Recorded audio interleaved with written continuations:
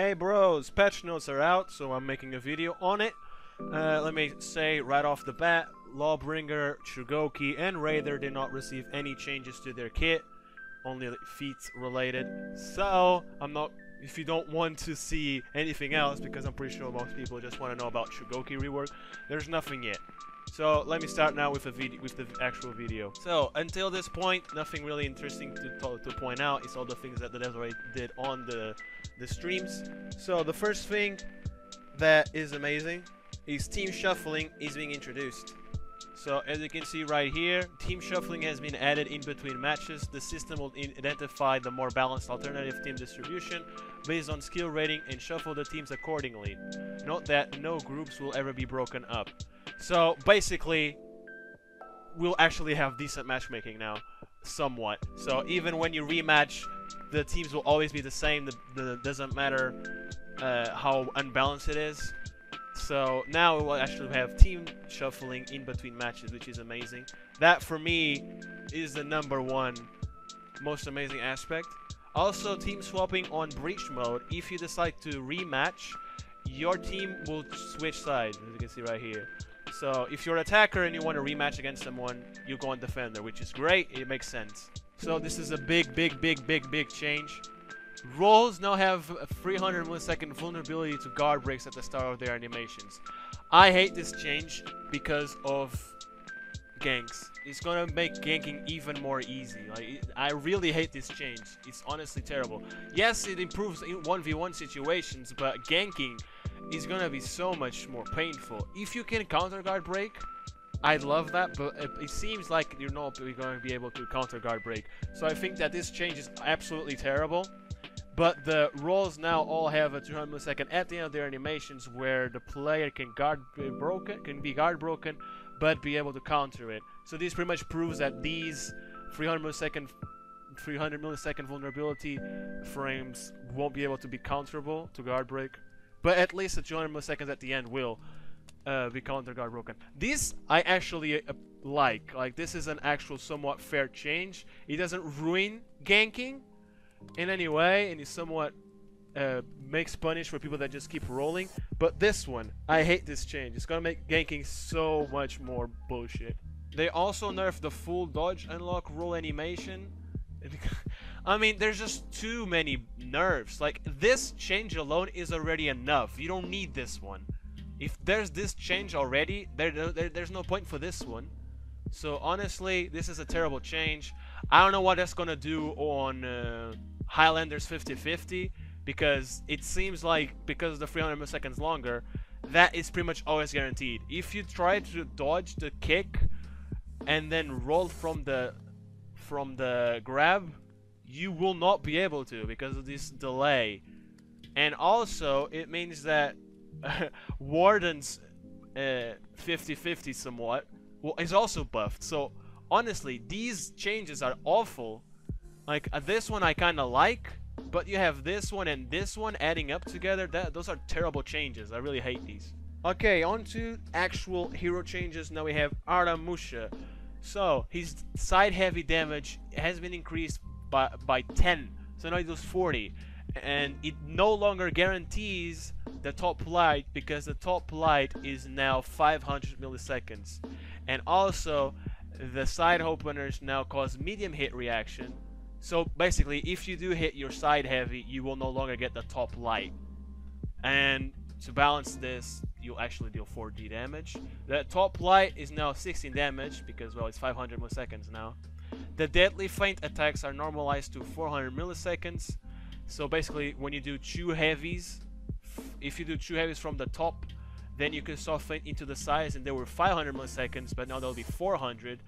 Also because they won't guarantee the top light after, so it makes sense. Also, if you do the side heavy into side heavy, you would get the soft feint into the top light, and now it's 400 milliseconds as the others, and I'm pretty sure it will deal the 16 damage instead of 12 as it did before.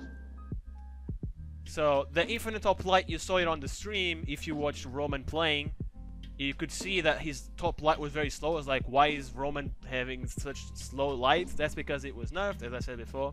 And I don't understand this one. Side heavy opener, top light opener, infinite top light, infinite top heavy, and deadly feint now branch to infinite light at 200 milliseconds into hit recovery and instead of 100 milliseconds. I don't know what this actually changes. This is a lot of numbers. But basically, the top lights and the side light, they come from any attack in the opposite direction. Now they will hit at 200 milliseconds instead of 100, basically making him attack slower. So overall, I don't know if these are actual buffs or nerfs to Aramusha, but at least it makes him a little bit more easy to get combos in.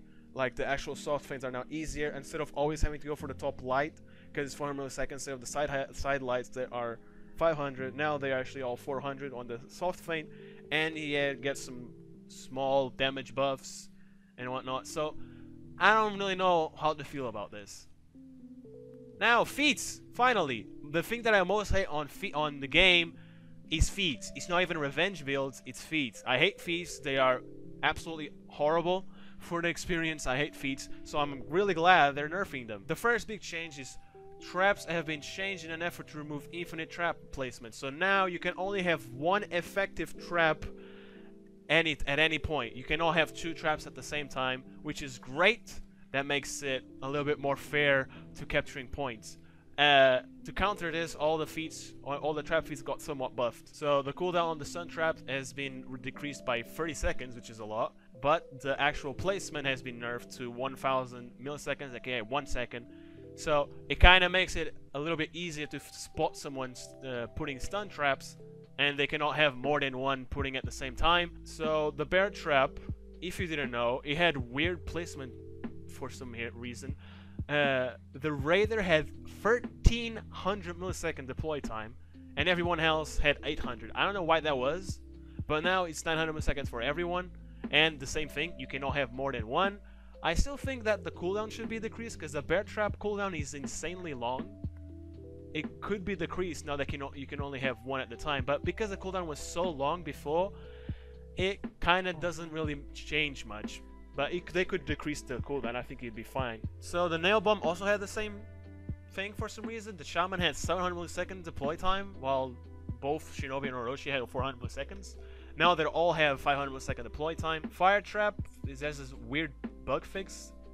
So fix an issue that caused the trap placement animation to not correctly be synchronized. I don't know what that means, but there's still the thing where the trap deploys instantly. You press the button and the Nobushi instantly places it. Even if you get interrupted, it gets placed.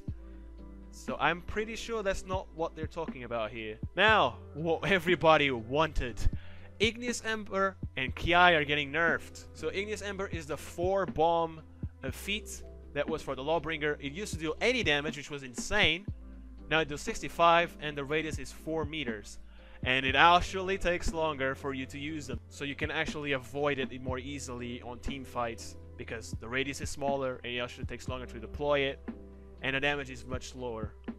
Kiai now affects allies, and the cooldown has been increased by 15 seconds, so it's a third slower to recover, which is absolutely amazing. Pugno Mortis, the damage is also decreased to 40, which is insane. It's a third less damage. The radius also decreased. The cooldown has been increased, and the projectile launch time normalized to 700 seconds. So some heroes were faster. I know Gladiator was insanely slow, Lawbringer was insanely fast, but Warden and Conqueror was somewhat fast. I don't understand why Peacekeeper isn't showing here because she also has that feat, but I'm pretty sure this affects the Peacekeeper too, unless her is already 700 milliseconds. So big nerfs. You'll actually see people using second wind now, hopefully, but it makes it so that Warden's builds and Lawbringer builds that focus on nades only and catapults and shit will actually be nerfed. Arrow Strike, which is a Nobushi feat, has been buffed by a lot. So now it triggers at 600 milliseconds after the animation started. Before it was an insanely long animation. So the radius is actually 3 meters and deals 45. So it doesn't deal as much damage anymore, but it's a lot quicker to use, which is amazing. The catapult was finally nerfed. It now is 2 seconds before the actual catapult drops. So it was that if you were on the playtest, it took 2 seconds for the catapult to be used. Yeah, that stayed. Amazing. And for some reason they nerfed Fiat looks. What the hell? Why did they nerf Fiat looks? Fiat looks is now pretty much useless because it doesn't deal any damage, so it's not used on minions, which I really appreciate. But they nerfed it. I understand that. They should buff it in a way that if it hits allies, the stun isn't as prevalent. They should do some changes because Fiat looks is terrible right now. Moving into buffs and debuffs. So Chilling Stare, which is the insanely OP Kensei feat that I've been hating since the beginning of the game, and I've been telling the devs to nerf because he was insanely overpowered for a tier 2 feat. The attack debuff has been removed completely, which is amazing. You'll actually be able to kill people when you have that feat. And the damage and the defense debuff has been lowered to 15%. And the cooldown finally got increased, basically making it so that you actually might want to use Inspire instead. Doom Banner, the attack debuff has also been removed. I think that this feat needs a buff in the deploy time because it takes insanely long to deploy it. So they should buff the deploy time, but keep the attack debuff removed because that's honestly really bullshit thing on the feat for a tier 2 feat. Feat itself, the duration was decreased, which I think is totally fair because it was very long, and the stamina debuff is no longer applied. I don't think the stamina debuff was really a big part of the feat. It was mostly the defense one, but it's still good because now we won't have stamina builds anymore, so it makes sense. Shield Basher finally getting nerfed. It will now deal 6 damage instead of 10. The unblockable feat for Kensei is finally getting nerfed. The duration is now 20 seconds instead of 30, and the cooldown is finally longer. Before it was 90 seconds, which was insanely quick for a tier 4 feat.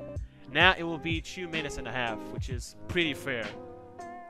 Sharpened Blade actually got nerfed finally. The cooldown has been increased by 30 seconds.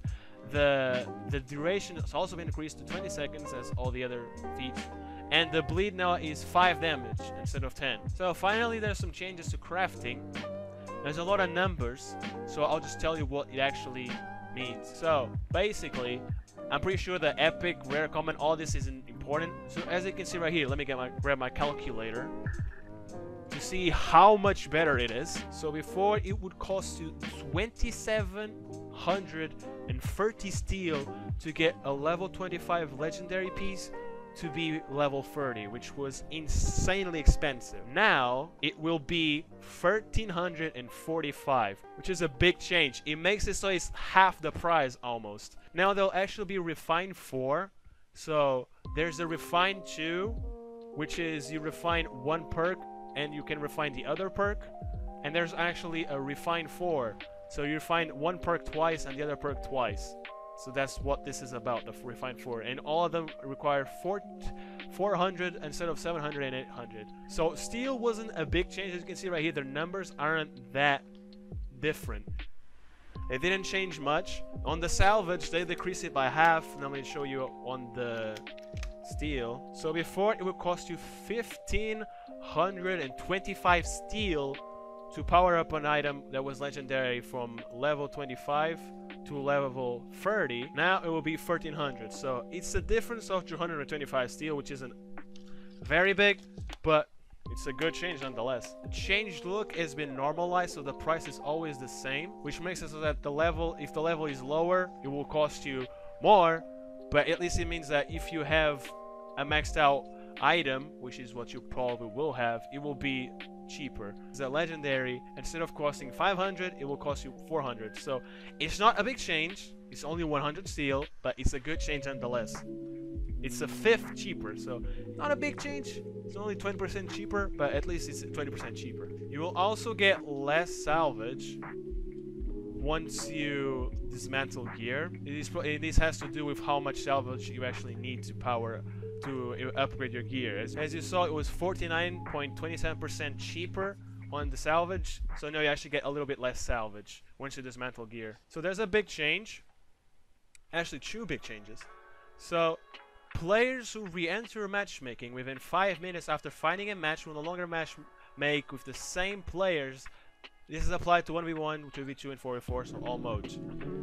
This is great. That means you can actually play against other people in duel, but this also means that if there's no one else able to play against you or with you or whatever, Like, if there's no one else better, you'll have to wait 5 minutes before you can actually play with them again. So in my case, I always get matched against pre-mates when I'm playing with my pre-mate. And if there's a good pre-mate going on match, I'll always be matched against them. And with this change, I'll mean that I'll have to wait 5 minutes until I get matched with them, against them, because there's no one else better to fight against.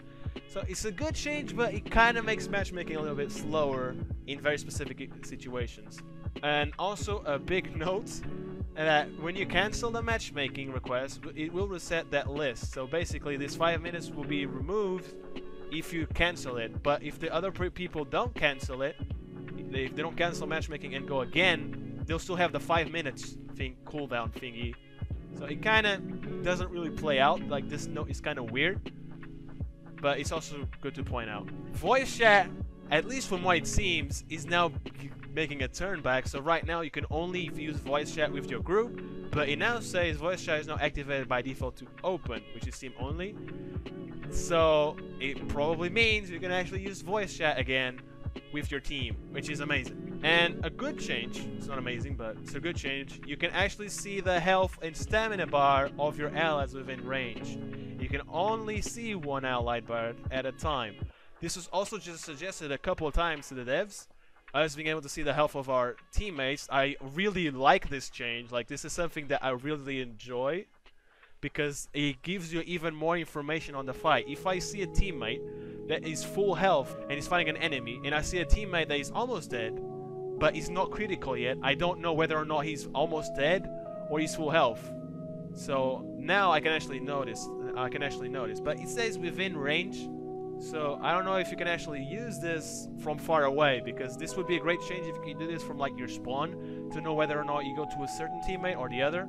But it's still a nice change. It's still a nice change nonetheless. So quit penalty is back, and it's insanely severe, and I really dislike it. We are reactivating quick penalty for all casual game modes, and it's now 15 minutes. That is insane. 15 minutes for a casual game mode. That is ridiculous. I think the 5 minutes one was already pretty decent, and now they're making 15 minutes? That's insane. I really dislike this change. Map vote can now be accessible with post-game lobbies, so sometimes you wouldn't be able to map vote. Sometimes you would. Some people could map vote, but some people could vote for the map, some people couldn't. I think this actually fixed it. Now, there's a good change right here. Fix an issue that could sometimes cause multiple heroes to be able to use special attacks through railings and barricades. Basically, no more shaman bites across a fucking wall, and no more lawbringer impale teleporting him through walls. This is an amazing bug fix. I love this one. This one is also an amazing change. I did this all the time. Fix an issue that allowed players to keep their full revenge meter by attacking minions. I do this all the time, and I'm glad they're fixing it, because other people do it on me, and I hate it when they do it on me. So now, if you lock on minions and you kill them, and you'll keep your revenge meter. If you're not locked on them, you won't keep it. But if you're locked on the minions and you kill them, you will keep your revenge, which was insanely easy to cheese, and I'm glad they're actually removing this. This one is amazing as well. Fixed multiple issues that occurred at the top of a ladder when several players were attempting to climb the ladder at the same time. Does that mean ladders are fixed? Probably not, because there's still that bug where you actually get stuck on the ladder. If you want to climb down a ladder, you'll get stuck and you won't be able to climb down for a gigantic period of time. I don't think that fixed it, but at least they fixed the bug where you just get stuck with your allies on a ladder, which is great. This is a weird change. Fix an issue that allowed Warren to perform crushing counter-strike on minions. What's the big deal? He's still a minion, you take the same damage. I don't think you could use this on players, so it's a weird change, but okay. So this is a good change as well to Valkyrie. Fix an issue that caused the Valkyrie to be unable to use their punish if her sweep hit an ally before the targeted opponent. So right now, sometimes if you hit your opponent, but you also hit your teammate, you cannot use your 35 damage punish. So it seems that it's been fixed. So this is some weird buff and nerf Shugoki changes. So charge attacks no longer reduce the stamina cost of the strike. So if you hit a full charge attack, it would cost less stamina. Now it won't. But also, if you would feint it, you would cost even more. So now it's fixed. So it's normalized. It's a weird change. Orochi got a slight buff. When he's out of stamina, his guard break is a little shorter than everyone. It's 1 meter and 65 centimeters. Now it's 85 centimeters and 1 meter and 85. This is a good gladiator change. Fix issue that caused the gladiator to go out of focus of the camera while performing the bamboozle move. This happens all the time. Like you would do your running attack, lock on the guy, use the bamboozle move, and you would just unlock, and you'd be like looking at the sky. It's a good change. Now here's a big, amazing bug fix. Adjusted the collision to allow for a more fluid navigation across all maps. Does that mean we'll no longer get stuck in walls and in corners? I really hope so. And here we go. Here's an amazing change that probably no one cares about because nobody plays Tribute, but adjust the location of the attacker shrines to limit benefits turtling during Tribute matches. So if you don't know, the Force is the worst Tribute map in the game. It's insanely easy to turtle, and now they are adjusting the location, so hopefully it will be a little bit more fun. Here's some good bug fixes to feats. So Phalanx defense, which is the Centurion, and now the Jiangjun, the feat that grants everyone shield. If you were being revived inside it, you would not actually get it. Now you can. And also Tough as Nails. Before you could recover your whole health, like not the actual health you get from Tough as Nails, but you will recover all your basic health, and no longer does. And here is an amazing change for ranked. Fix an issue that prevented the match winner to gain rank when his opponent quits before the end of the match. Amazing change. Beautiful. Everybody has been requested this. Here's some good changes for bots. Everybody loves bots because they're terrible. Unless they're level 3 bot and they parry and deflect every single attack. So, bots will now be able to flee area of effect feats like Catapult and Fire Flash more easily. Before, they would sometimes just unlock and stay in the area of effect. Now they'll actually know that they have to get out of it. Here's some good changes. So, XP gain per minute has been increased by 55%. Whoa, and still it increased by 20%, and those numbers apply both to victories and defeats. So amazing, beautiful. When I played Breach, I was like, why would I play this? It takes so long and I don't get as many rewards. There you go, amazing changes. Now for some reason they decided to insanely increase the tickets on Breach. Basically now you start at 24 tickets. On the open test, it was 24 tickets as well, but in the closed test, it was 20. And when you breach the first gate, you'll give 16. You gain 16 tickets. Before it was 8. That's an insane increase. I don't understand it. And if you breach the inner gate, you'll get 4 tickets, which is the same. And the Rem's health has been increased. Honestly, I don't understand what they're doing. They are making the game much slower because now they basically force you to go into the last stage every single time. So if you have an amazing defending team, you will still have to play through pretty much the entire match because there's too many tickets and the Ram has too much health. You actually have to wait for the cooldown because it will be way too hard to destroy the tickets, and it'll be way too hard to destroy the Gram, especially with the flag. There wasn't any competitive gameplay on Breach on the actual stream. There weren't any actual good players in there, so you couldn't see how effective it is to be an attacker anymore. But insane changes for attacker. I don't understand why they didn't buff anything on the defenders when they buffed everything on the attacker side. So, an amazing change as well. Heroes now keep their defense when getting hit by a minion. Now this is just from the pikeman, which means that in the minion and on skirmish, if you're fighting in the minions, you'll still lose your guard, which is insanely bullshit. I can't say how many times I've died from this shit. You are about to parry the unblockable from the Raider, and the minion just decides to hit you and you take full damage from it. It's bullshit, and that also means that they didn't fix you being able to guard break minions. So, stupid change. Why did they make this for the pikemen and not for the actual minions? It makes more sense for the actual normal minions instead. But, you know, it's good. I really don't know how to feel about the Aramusha changes. They definitely make it so that you can't just infinite light spam anymore on the assassins as you could. And they make him so he actually has a little bit more mix-up potential on his soft feints. I don't know, they seem interesting changes. They didn't change anything on his dashing attacks. I think making his dashing attacks, the attack from the side, should be undodgeable.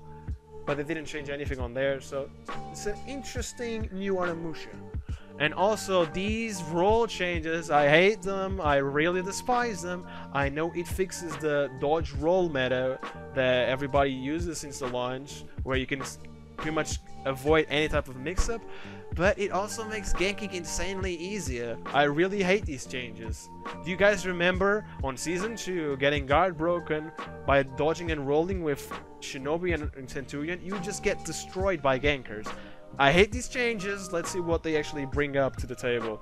Alright, we reached the end of the video. Quite a long one because there's quite a long patch.